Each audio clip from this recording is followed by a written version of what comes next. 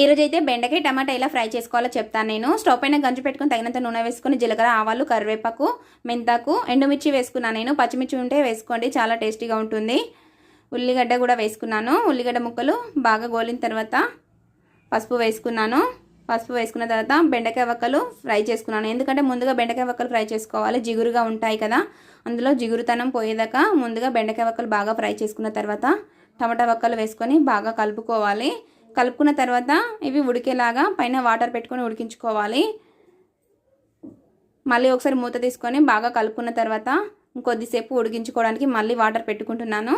ఇప్పుడు వాటర్ తీసుకొని తగినంత కారం, తగినంత ఉప్పు, కొద్దిగా మెంతి పొడి వేసాను.